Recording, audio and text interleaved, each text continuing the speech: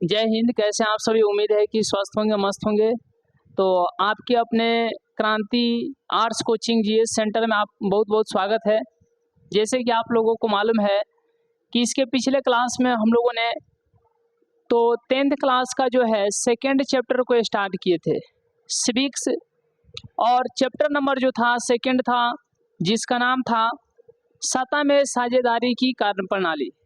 तो एक बार जो है फुल चार शुरू से लेकर के अंत तक तो जो है पूरा अच्छे तरीके से हम लोग रिवीजन मारेंगे बहुत ही कम समय में। और फिर हम लोग देखेंगे, जैसे कि हम लोग देखे थे एकात्मक शासन व्यवस्था को देखे थे, संघात्मक शासन व्यवस्था को देखे थे। तो इस प्रकार से जो है कई उदाहरण को लेकर के हम लोग चले थे। आइए इसी थीम को जो है आज के क्लास में जो है एकदम सेटिस्फाइड मोड में चलेंगे और बिना किसी बेहिचक और यहाँ पर बिना किसी प्रॉब्लम को जो है एक स्मूथ में क्लास को लेकर के चलने का प्रयास करेंगे। तो जैसे कि आप लोगों को मालूम है, एकात्मक शासन की बात करें, संघात्मक शासन की बात करें, उससे पहले यदि बात करें तो भारत में जब भारत आज़ाद हुआ है, भारत जब आज़ाद होने वाला था तो बहुत से ऐसे लीडर थे, इस भारत के बहुत से ऐसे नेता थे जिन्होंने कहा कि भारत आज़ाद होगा तो हम जो है एक सिस्टमेटिक वे में राज्य को बनाएंगे, भाषा के आधार पर जो है राज्य का गठन करेंगे। और यही जब आप देखिएगा धीरे धीरे जो है आप यही सुधार की जो प्रक्रिया चल रही है। तो सबसे पहले 1953 में एक राज्य जिसका नाम है आंध्र प्रदेश, 1953 में आंध्र प्रदेश राज्य का गठन किया गया है भाषा के आधार पर। हालांकि ये सब आप जब हर एक बातों को समझेंगे तो आपको लगेगा कि जितना आपको एनसीईआरटी या एससीईआरटी बुक में जो है जो गहराई के साथ बात लिखी गई है, शायद जो है आप उस गहराई को नहीं पकड़ पाते हो, नहीं समझ पाते हो। तो इस क्लास से जो है आपको बहुत ही ज़्यादा बेनिफिट्स होने वाला है। अब यहाँ पे सबसे पहले हम लोग समझेंगे कि एकात्मक शासन व्यवस्था क्या है, फिर आगे हम लोग देखेंगे कि संघात्मक शासन, संघात्मक शासन, एकात्मक शासन व्यवस्था, संघात्मक शासन व्यवस्था। जैसे कि आप लोगों को मालूम है कि एकात्मक शासन व्यवस्था इंग्लैंड में देखिएगा तो एकात्मक शासन व्यवस्था है, वहीं देखिएगा यदि अमेरिका की बात कीजिएगा तो वहां पर जो है संघात्मक शासन व्यवस्था है। अगर हम लोग बात करें भारत की तो भारत में एकात्मक शासन भी है, संघात्मक शासन भी, दोनों प्रकार की जो है शासन व्यवस्था है। और सिर्फ ये भारत में ही नहीं, विश्व के कई ऐसे देश है जहां पर संघात्मक और एकात्मक दोनों शासन व्यवस्था है, जैसे स्पेन ही हो गया। भारत ये तो हम लोगों का देश है, तो यहाँ पर संघात्मक और एकात्मक ये दोनों देख रहे हैं। साथ ही साथ इसके अलावा स्पेन भी है। तो बहुत सारे देश हैं जहां पर संघात्मक और एकात्मक दोनों प्रकार की शासन व्यवस्थाएं हैं। तो आइए इसी लय अंदाज में जो हम लोग आगे चलेंगे। तो सबसे पहले हम आपको बताएं कि जब ये देश आज़ाद हुआ तो उस समय जो है लगभग 562 रियासत थे। रियासत को भी हम लोग समझ चुके थे कि आप भले ही भारत के राजा, लेकिन जो उनके सैनिक सुरक्षा दी जाएगी वह अंग्रेजों का होगा। तो उस प्रकार के क्षेत्र को हम लोग रियासत कहेंगे। और यही जब देखिएगा देश आज़ाद हुआ है तो 562 रियासत है। और ये भारत जो आप देख रहे हैं तो ऐसा नहीं है कि ये पहले के समय में इधर कर्नाटक था, अब आज के समय में इधर कर्नाटक है। जब आप मुंबई की बात कीजिएगा तो ये बहुत उल्टा पुल्टा सिस्टम है। जो आज के आप भारत देख रहे हैं ऐसा नहीं था। पहले मुंबई एक राज्य था और बाद में जो है 1960 में जो है मुंबई से एक महाराष्ट्र और एक गुजरात जो है दो अलग अलग राज्य अलग हुए। और जो पहले मुंबई एक राज्य था, मुंबई अब राज्य रहा ही नहीं। आज के समय में आप उसी को महानगर के नाम से जानते हैं। तो ये यहाँ पर इस प्रकार के सिस्टम को आप देख रहे हैं। अब यही धीरे धीरे देखिएगा पहले के समय में जो है कर्नाटक इधर है, आज कर्नाटक इधर है। तो बहुत उल्टा पुल्टा सिस्टम। मैसूर भी आप देखिएगा। तो इस प्रकार से आप आज का जो भारत सोच रहे हैं, पहले ऐसा कुछ नहीं है। अब यही बात आपको समझना है कि भारत में जो है जब 562 रियासत थे तो सोच करके देखिए बहुत छोटे छोटे राज्य थे। छोटे छोटे राज्य कहने का मतलब कि बहुत छोटे छोटे क्षेत्र थे और उस क्षेत्र का एक राजा होता था। यही जब आप आगे आगे धीरे धीरे देखिएगा तो 562 रियासत जो थे ये लगभग लगभग जो है अंग्रेजों के ही थे, एक तरीके से समझ करके चलिए। क्यों? क्योंकि अंग्रेज ने जो सहायक संधि लाया, जो सहायक संधि लाया, तो उसके तहत यह बताया कि जितने भी भारत के राजा हैं, जो भी छोटे बड़े राजा थे, उनसे अंग्रेज जो है जबरदस्ती कह रहा है कि आपको सहायक संधि पर साइन करना होगा। अब सहायक संधि पर साइन करने का मतलब ही होता था कि भले आप वहां का राजा रहिए, लेकिन जो सेना सुरक्षा दी जाएगी वह अंग्रेजों की सेना होगी और अंग्रेज उसके लिए पैसा लेंगे।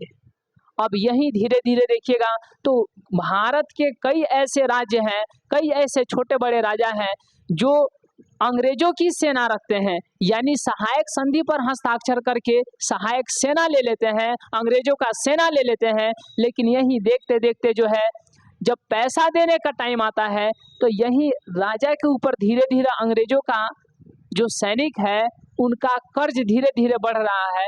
तो अब अंग्रेज कह रहे हैं कि मेरा पैसा दो, जो हम तुमको अपना सैनिक सुरक्षा दिए हैं उसका पैसा दो। और यही देखिएगा राजा का कुछ ऐसा ही कंडीशन होते जा रहा है, वो पैसा देने में असमर्थ हैं, तो अंग्रेज उस क्षेत्र को ही लेकर के अपना क्षेत्र घोषित कर देते हैं, अपना किला बना देते हैं। तो ये जब आप धीरे धीरे देखिएगा, हर एक बातों को समझिएगा तो आपको सच में भारत की वास्तविकता की पता चलेगी। और इसी लय के साथ जब हम लोग चलेंगे, एक एक बात को जब समझेंगे तो आपको लगेगा कि अब एनसीईआरटी आपको धीरे धीरे पचना स्टार्ट हो रहा है। वहीं जब किताब की एक एक लाइन को जब पढ़िएगा तो आपको लगेगा कि हाँ अब इंटरेस्ट आ रहा है। तो धीरे धीरे आपको इंटरेस्ट आएगा। एकात्मक शासन की बात करें तो उससे पहले हम आपको बता दिए कि भारत जब आज़ाद हुआ तो कई नेताओं का कहना था कि अभी जिस तरीके से भारत है चलाओ, देश जब आज़ाद होगा तो हम सबसे बड़ी सुधार करेंगे कि जो एक प्रकार के भाषा बोलने वाले लोग हैं उनको एक जगह करेंगे, फिर दूसरी भाषा बोलने वाले लोग हैं उनको एक जगह करेंगे, यानी अलग अलग भाषा बोलने वाले जो लोग हैं उनके लिए अलग अलग राज्यों का गठन करेंगे। अब देश आजाद हो गया है, लोगों ने कहा कि जो आपने कहा था उसको कीजिए। तो इसी में जब आप देखिएगा पंडित जवाहरलाल नेहरू को, जब देखिएगा सरदार वल्लभ भाई पटेल को, तो ये लोग जो है अब इस पर जो है काम करना शुरू कर रहे हैं। और यही सोच करके सबसे पहला जब आप देखिएगा तो यहाँ पर श्याम कृष्ण आयोग का गठन किया जाता है। इनको दिया गया है कि आप बताइए कि भाषा के आधार पर राज्यों का गठन हो सकता है कि नहीं। इस पर आप विचार विमर्श करके बताइए हमको कि राज्यों के भाषा के आधार पर राज्यों का गठन कर पाना संभव है कि नहीं। या भारत में जो आप प्रॉब्लम देख रहे हैं कि अलग अलग लोग हैं और इनकी अलग अलग भाषा है, तो इनमें जो तनाव पैदा हो जाते हैं, तो क्या भाषा के आधार पर जब हम राज्य का गठन कर देंगे तो ये तनाव पैदा होने से बचेंगे ना। तो सबसे पहला जो आप आयोग देख रहे हैं श्याम कृष्ण आयोग, इन्होंने कहा कि भाषा के आधार पर आप राज्यों का गठन नहीं कीजिए, भाषा के आधार पर राज्यों का गठन नहीं कीजिए। ये श्याम कृष्ण आयोग जो है काफी विचार विमर्श के बाद जो है अपना परामर्श देते हैं। तो यही जब आप देखिएगा तो भाषा के आधार पर ये क्वेश्चन पूछा जाएगा कि भाषा के आधार पर निम्नलिखित में से कौन जो है भाषा के आधार पर राज्यों का गठन करने के विरोध में है। निम्नलिखित में से कौन जो है भाषा के आधार पर राज्यों का गठन करने के विरोध में थे। तो याद रखिएगा श्याम कृष्ण। अब यही जब आप धीरे धीरे देखिएगा आप जोड़ पकड़ रहा है, लोग कह रहे हैं कि नहीं हमको अलग ही होना है, हमको अलग ही होना है, हमारा राज्य ही अलग होना चाहिए। अब यही धीरे धीरे आपको थीम पकड़ेगा। तो अब एक बात आपको यहाँ पर ध्यान देना है कि अब दूसरा आयोग जब देखिएगा JBP, जे से होगा जवाहरलाल नेहरू और बी से होगा वल्लभ भाई पटेल, मतलब सरदार वल्लभ भाई पटेल, और पी से होगा पट्टाभी सीतारमैया। यह एक आयोग बनाया गया है और इस आयोग से यह तय किया गया है कि भारत में भाषा के आधार पर जो है राज्यों का गठन किया जा सकता है। ये इससे आपको ध्यान देना है JBP से जेबीपी से आपको याद रखना है कि यह जेबीपी आयोग इस बात को तय किया है कि हाँ, अब जो है भारत में भाषा के आधार पर जो है राज्यों का गठन किया जा सकता है। और यही जब देखिएगा यह बात है 1953 की, तो सबसे पहले जो है एक राज्य का गठन किया गया है जिसका नाम है आंध्र प्रदेश। तो भाषा के आधार पर आपसे क्वेश्चन पूछेगा कि भाषा के आधार पर बताइए सबसे पहले किस राज्य का गठन किया गया, तो याद रखिएगा आंध्र प्रदेश।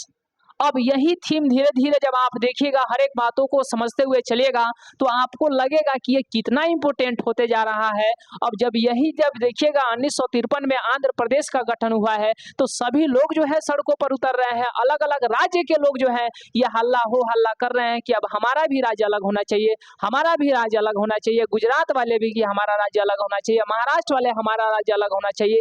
तो ये जो अलग अलग भारत के जो है राज्य अपना राज्य का मांग कर रहे हैं, अब यही बात को समझना है। यह भी संसद में पास नहीं हुआ है, ये लोग मना रहे हैं जवाहरलाल नेहरू, वल्लभ भाई पटेल की आप ठहरो, अभी अभी देश आजाद हुआ है, अब धीरे धीरे सिस्टमेटिक वे अब पूरे अच्छे तरीके से जो है भारत की व्यवस्था को हम लोग ठीक करेंगे, इसको पहले जो है संसद में पास करेंगे। अब यही जब आप देखिएगा तो सबसे पहले राज्य पुनर्गठन आयोग, ध्यान दीजिएगा, राज्य पुनर्गठन आयोग का जो है पुनर्गठन आयोग का जो है यहाँ पे स्थापना की जाती है, राज्य पुनर्गठन आयोग बनाया जाता है। और इसका जो अध्यक्ष है जिनका नाम है फजल अली, जिनका नाम क्या है, फजल अली। अब ये 1953 की बात है, इन्होंने कहा कि 1953 से लेकर के 1955 इन्होंने 2 साल का जो है टाइम लिया और इस पर काफ़ी विचार विमर्श करके इन्होंने अपना फैसला जो है 1956 में दिया, 1956 में दिया। अब यही अब आप आगे ध्यान दीजिएगा तो आपको पता चलेगा 1956 में जो है ये तय किया गया है कि भारत में जो है 14 राज्य होंगे और 6 केंद्र शासित प्रदेश होंगे। आज जो आप 28 राज्य देख रहे हैं इसकी लंबी कहानी है, उसको भी हम लोग समझेंगे, लेकिन ये आपको ध्यान देना है कि ये कब की हम बात कर रहे हैं, 1956 की बात कर रहे हैं कि भारत में जो है 14 राज्य हैं और 6 केंद्र शासित प्रदेश बनेंगे। अब यही आगे बढ़िएगा तो 1960 में मुंबई 2 भागों में बंट जाता है, एक महाराष्ट्र एक गुजरात। 1963 की बात करें तो आपको ध्यान रखना है नागालैंड यह एक स्वतंत्र देश, यह एक स्वतंत्र राज्य बनाया जाता है। अब यही से आपको आगे ध्यान देते हुए चलना है, एकात्मक शासन पर आपको बात करना है। तो एकात्मक शासन जैसे कि इंग्लैंड हो गया, एकात्मक शासन इंग्लैंड हो गया, संघात्मक शासन की बात करेंगे तो अमेरिका हो गया। यही इंग्लैंड जो है यहाँ पर सबसे पहले जो है याद रखिएगा, सबसे पहले संविधान किस देश में लागू किया गया, तो याद रखिएगा इंग्लैंड में। अब यहाँ पर एकात्मक शासन का मतलब होता है कि एक मालिक, संघात्मक के मतलब होता है कि एक से अधिक मालिक होंगे, 10 मालिक होंगे, 5 मालिक, 20 मालिक, मतलब कि इसमें बहुत सारे लोग मालिक होंगे। और एकात्मक में सिर्फ और सिर्फ एक ही मालिक होंगे। तो जब एक ही मालिक होंगे तो बताइए क्या इसमें लिखित संविधान की आवश्यकता है, तो इसमें लिखित संविधान की आवश्यकता नहीं है। तो बताइए संघात्मक में लिखित संविधान की आवश्यकता है कि नहीं, बिल्कुल है। तो एकात्मक शासन व्यवस्था में लिखित संविधान होते हैं, जबकि संघात्मक शासन व्यवस्था में अलिखित संविधान होते हैं। तो भारत में जब देखिएगा तो एकात्मक और संघात्मक दोनों प्रकार के शासन है, तो इसीलिए भारत में जो है लिखित संविधान है। राज्य का अपना अलग पावर है और केंद्र का अपना अलग पावर है, तो ये दोनों को मिला करके चल रहा है भारत। तो भारत में एकात्मक भी शासन है और संघात्मक भी शासन है। यहाँ से आपको एक इम्पोर्टेंट क्वेश्चन पूछेगा कि बताइए भारत में ढांचा कैसी है, तो याद रखिएगा भारत की ढांचा जो है वह संघात्मक है, लेकिन भारत की आत्मा कैसी है, तो आत्मा एकात्मक है। अब यही थीम आगे पकड़ करके जब चलिएगा तो अब आप धीरे धीरे आगे बढ़िएगा। तो अब यहाँ पर क्या देखिएगा कि धीरे धीरे हुआ कि देश का अपना प्रधानमंत्री होंगे, राज्य के अलग अलग राज्यों के अपना अपना जो है मुख्यमंत्री होंगे, लेकिन जो सबसे नीचे स्तर पर जैसे आप देखिएगा गांव का बात हो गया, बहुत छोटे छोटे शहर हो गए, वहां पर शासन कौन करेगा, वहां पे शासन कौन करेगा। और यही जब आप देखिएगा तो एक व्यक्ति बहुत ही महान व्यक्ति जिनका नाम है महात्मा गांधी, अब यही कह रहे हैं कि राम राज्य होगा, राम राज्य होगा। राम राज्य से कतई आपको ये नहीं समझना है, ये अयोध्या वाले राम का नहीं समझना है, बल्कि राम राज्य का मतलब था कि शक्तियों का विकेंद्रीकरण करना, सत्ता का जो पावर है उसको विकेंद्रित करना, यानी फैलाना, दूर दूर तक फैलाना। सबसे ज्यादा पावर यदि केंद्र में है तो उसको राज्य में देना, फिर उसको जो है नीचे लेकर के जाना, जिला स्तर पर लेकर के जाना, प्रखंड स्तर पर लेकर के जाना। तो यही अब आप देखिएगा, तो इसी को हम लोग पंचायती राज व्यवस्था के नाम से जानेंगे। पंचायती राज व्यवस्था जो है सबसे पहले आप जानते हैं कि राजस्थान के जो है नागौर जिला में जो है स्थापित की गई। उसके बाद आंध्र प्रदेश में, अब धीरे धीरे आप देखिएगा तो अलग अलग राज्यों में जो है पंचायती राज व्यवस्थाएं को जो है लागू की जा रही है। लेकिन इस पंचायती राज व्यवस्था में जो है सबसे अच्छे तरीके से सुधार करके तो एक व्यक्ति का नाम याद रखना है, बलवंत राय मेहता। पंचायती राज व्यवस्था जो अभी आप देख रहे हैं, यह ऐसा पहले नहीं था। पहले लंबे लंबे समय तक जो है मुखिया रह जाते थे, किसी का भी कोई पता नहीं रहता था, ज़्यादा फंड वगैरह नहीं होता था। और पहले के समय में देखिएगा जब उसमें कोई फंड ही नहीं है, जब कोई पावर ही नहीं है, तो क्यों झूठ मूठ के जो है नौजवान युवा जो है जाकर के उसमें परेशान होना चाहे। इसीलिए पहले के समय में जो बुजुर्ग होते थे उन्हीं को ला करके माला डाल दिया जाता था कि आप ही रहिए मुखिया, क्योंकि मुखिया में तो पहले बहुत ज़्यादा आप देखिएगा तो उसमें कोई पैसा वैसा का कोई ज़्यादा प्रॉफिट नहीं होता था, या कोई उतना काम नहीं होता था, कोई उतना फंड नहीं होता था, क्योंकि ये पंचायती राज व्यवस्था भले ही था, लेकिन आज जितना आप व्यवस्थित ढंग से पंचायती राज व्यवस्था को देख रहे हैं, पहले के समय में ऐसा नहीं था।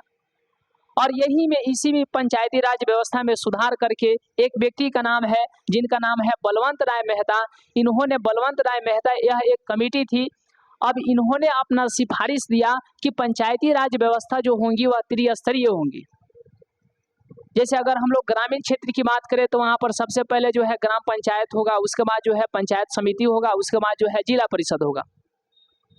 वही नगर लेवल पर बात करें तो याद रखिएगा सबसे पहले नगर पंचायत होगा, उसके बाद जो है नगर परिषद होगा, उसके बाद जो है नगर निगम होगा।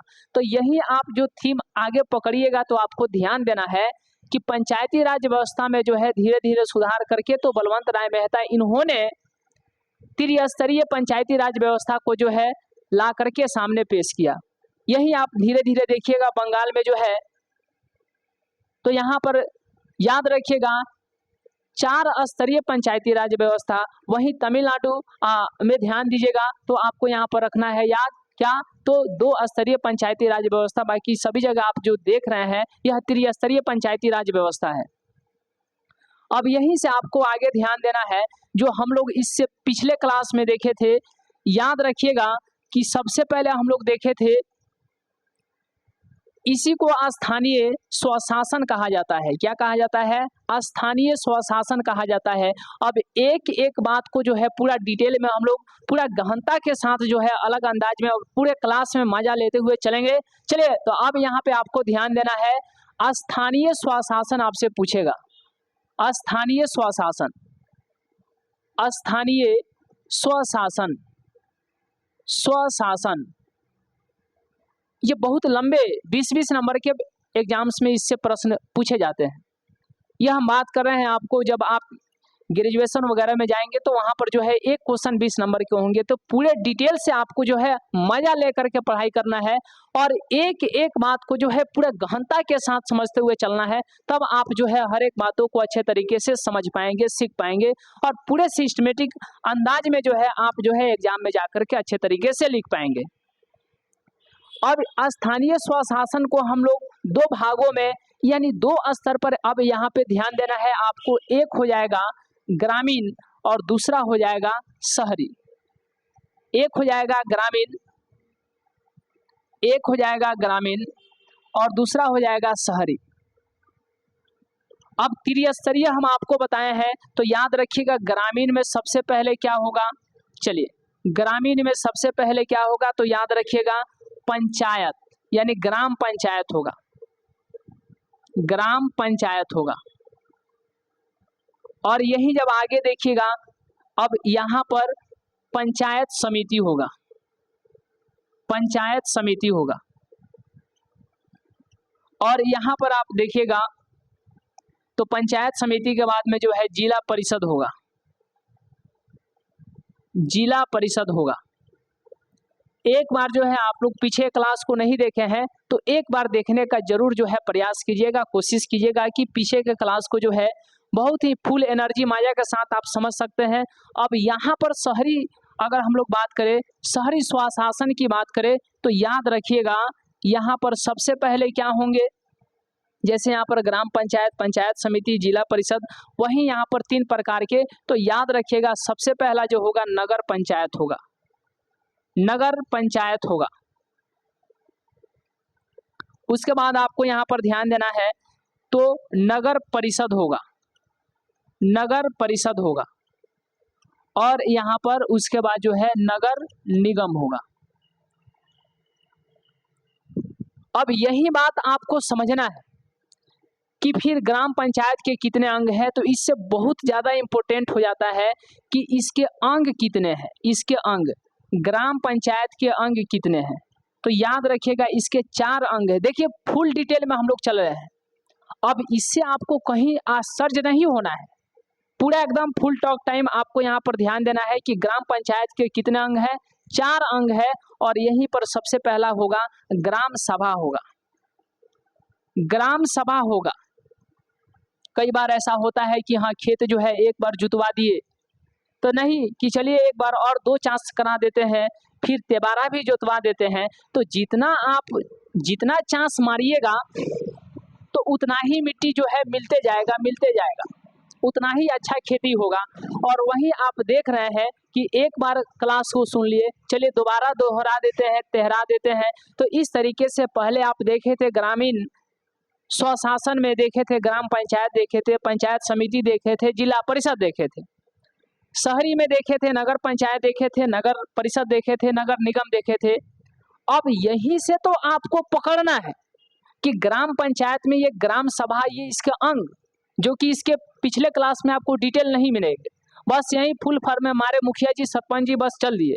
अब यहाँ पे आपको ध्यान देना है ग्राम सभा होगा, उसके बाद जो है मुखिया, और उसके बाद जो है ध्यान दीजिएगा तो यही फुल टावर पकड़ करके ग्राम सभा, ग्राम मुखिया, ग्राम सभा, मुखिया, उसके बाद देखिएगा ग्राम रक्षा दल होगा, ग्राम रक्षा दल होगा, ग्राम रक्षा दल होगा। उसके बाद यहाँ पर देखिएगा तो लास्ट में बताइए ग्राम कचहरी होगा। अब यही तो आपको पकड़ना है हर एक बातों को, कचहरी होगा। यहाँ से अब आप आगे ध्यान दीजिएगा तो ग्राम सभा, ये आप लोग समझ रहे हैं, मुखिया, ग्राम रक्षा दल, इसी को दलपति कहा जाता है। और एक आपको ध्यान देना है ग्राम कचहरी। अब यही थीम आपको पकड़ना है, पूछेगा कि ग्राम पंचायत के कितने अंग है, उनके अंग को लिखे, तो बस यही फुल टावर पकड़ के लिख देना है। और ग्राम पंचायत में इसमें सबसे हेड कौन होता है, मुखिया होता है। और यही आपको बताए थे कि इसी ग्राम पंचायत में जो है वार्ड होते हैं, उसके बाद जो है सरपंच होते हैं, मुखिया होते हैं। वार्ड जो है 500 की जनसंख्या पर एक वार्ड चुन करके आते हैं। उसके बाद जब आगे ध्यान दीजिएगा तो वहीं 7000 की जनसंख्या पर एक सरपंच, वहीं 7000 की जनसंख्या पर जो है एक मुखिया। अब यही आपको समझना है कि जब 500 के जनसंख्या पर एक वार्ड होंगे तो बताइए एक मुखिया बनाने के लिए कितने वार्ड की आवश्यकता होगी, तो याद रखिएगा 13 से 14 वार्ड की आवश्यकता होगी। क्योंकि 1000, ध्यान दीजिए 1000 में कितने, 2 वार्ड, तो बताइए 7000 के लिए कम से कम 14 वार्ड होंगे ना। तो यही 13-14 वार्ड मिल करके एक जो है मुखिया का चुनाव करते हैं। अब यही एक ग्राम पंचायत बन जाते हैं। और आगे जब ध्यान दीजिएगा तो इसमें आपको बताए थे प्रमुख, उसके बाद बताए थे इसका जो है जिला अध्यक्ष, जिला परिषद में जिला अध्यक्ष। ये सभी लोगों का कार्यकाल 5 सालों के लिए होता है। ये जो आप देख रहे हैं इनकी कार्यकाल कितने दिनों के लिए होता है, 5 साल के लिए होता है। ये 5 साल पर जो है चुनाव के द्वारा जो है चुन करके आते हैं। अब यहीं से आगे आप चलिएगा तो नगर पंचायत में यहाँ पर आपको बताए थे कितने वार्ड होंगे, तो यहाँ पर रखिएगा 10 से लेकर के कितने, यहाँ पर आपको बताए थे कितने, 10 से लेकर के 25 वार्ड होंगे। 10 से लेकर के कितने, 25 वार्ड होंगे। नगर परिषद में 45 से लेकर के ध्यान दीजिएगा 25 से लेकर के 45 वार्ड होंगे और नगर निगम में याद रखिएगा 45 से लेकर के 75 वार्ड हो सकते हैं। तो बताइए नगर पंचायत में कितने वार्ड हो सकते हैं? 10 से लेकर के 25 वार्ड हो सकते हैं। इसके बीच में 10 से लेकर के 25 के बीच में वार्ड हो सकते हैं। इसमें नगर परिषद में तो 25 से लेकर के 45 के बीच में वार्ड हो सकते हैं। नगर निगम तो याद रखिएगा 45 से लेकर के 75 के बीच में वार्ड हो सकते हैं। अब यही बात आपको समझना है। इसमें बताए थे अध्यक्ष उपाध्यक्ष, इसमें बताए थे अध्यक्ष उपाध्यक्ष और यहाँ पे आपको बताए थे मेयर। अब यही मेयर नगर निगम बहुत इंपॉर्टेंट हो जाता है। आपसे पूछेगा कि नगर निगम के कार्यों को लिखे, तो नगर निगम का कार्य क्या होता है? नाली वगैरह बनवाना, उसका जो है रिपेयरिंग कराना, सड़क पर जो चलते हैं आप शहरों में तो गली गली में जो है स्ट्रीट लाइट यानी लाइट की व्यवस्था करना, वह उसकी टूट फूट इस सब की मरम्मत देख रेख करना। यही आप देखिएगा तो सड़क की जो है साफ सफाई, नाली की साफ सफाई, पूरा जो है गली की साफ सफाई पर जो है अच्छे तरीके से नियंत्रण रखना, तो ये नगर निगम के अंतर्गत काम आते हैं। तो सबसे ज्यादा जो है किनको काम मिलता है? नगर निगम को जी। जो इसका हेड कौन होते हैं? महापौर होते हैं, मेयर होते हैं। कभी कभी जो है अब इतना सारा काम है, कहीं मेयर कहीं चलिए गए तो उनको कौन देखेगा? काम को कौन देखेगा? मेयर को नहीं, काम को कौन देखेगा? तो उससे नीचे मेयर के स्थान पर जब वो नहीं रहेंगे तो एक और व्यक्ति का चुनाव होता है जिसका नाम है उप मेयर। उसी को आप जो है उप महापौर कह सकते हैं। तो मेयर, उप मेयर, महापौर, उप महापौर। अब यहाँ से ये टावर पकड़ा तो आगे चलते हैं। तो इस प्रकार से जब आप देखें तो यही बात आपको समझना है। ये बहुत खूबसूरती के साथ जो है अब आप देख रहे हैं कि शासन जारी है, कंटिन्यू है शासन। अब यहीं से आपको ध्यान देना है। ये बहुत ही अच्छे अंदाज में जो है आज का क्लास कम समय में आप ये अलग अलग तरीकों से जो है ये समझ पाए हैं कि सबसे पहले हम लोग देखें कि हाँ, जब देश आज़ाद हुआ तो उसमें जो है शासन की बात आई। और यही जब आप देखिएगा तो गांधी जी ने कहा था कि पावर कहाँ से कहाँ, नीचे से ऊपर। सबसे पहले ग्रामीण क्षेत्र, उसके बाद जिला, उसके बाद जो है राज्य, उसके बाद जो है देश। तो इस प्रकार की व्यवस्था को, इस प्रकार की व्यवस्था से यानी ये नीचे से पावर ऊपर, याद रखिएगा पहले प्रखंड लेवल, फिर जिला लेवल, पहले गांव, प्रखंड लेवल, जिला लेवल, राज्य लेवल, उसके बाद नेशनल यानी देश केंद्र के लेवल पर। तो इस प्रकार से जो है ऊपर से लेकर नीचे, नीचे से लेकर ऊपर शक्तियों का जो सत्ता का पावर का बंटवारा हो रहा है, इस प्रकार के राज्य को गांधी जी ने राम राज्य कहा। न कि अयोध्या वाले राम के राम राज्य, बल्कि ये समझना है आपको यानी जो शक्ति है, जो पावर है, उस पावर को भी केंद्रित कर देना, उस पावर को बांट देना। इस प्रकार के जो है आप देखिएगा तो गांधी जी कहा कि रामराज। तो यही से आपको यहाँ पर ध्यान देना है। और इस तरीके से आज के क्लास को हम लोग देखे, एक फ्लाइट मोड मारे, एकदम कम समय में रिवीजन मारे। और इस तरीके से आज के क्लास में इतना ही। अब अगले क्लास में जो है बाकी आप लोग जो है जितना ऑब्जेक्टिव क्वेश्चन रहेगा, सब्जेक्टिव रहेगा, इसे ही धुआं धुआं उड़ जाएगा, आपको कहीं से कोई दिक्कत नहीं होगा। बस इस क्लास को सुनने पर ध्यान दीजिएगा। ये क्लास जो एक बार सुन लिया ना, पूरा दिमाग में छप जाएगा, तो फिर आपको कहीं पर भी किसी भी प्रकार की फंस टस होने वाला नहीं है। अब यही आपको ध्यान दे करके पूरा किताब को रिवीजन मारना है। पूरा किताब को एक बार जो है रट्टा नहीं बल्कि समझ समझ करके पढ़ना है। और यहाँ से आपको ऑब्जेक्टिव क्वेश्चन बन जाएंगे और फिर जो है आपको जितने भी प्रकार के प्रश्न होंगे सारे के सारे बन जाएंगे। एक बार पढ़े पूरा क्वेश्चन को लपेट दिए।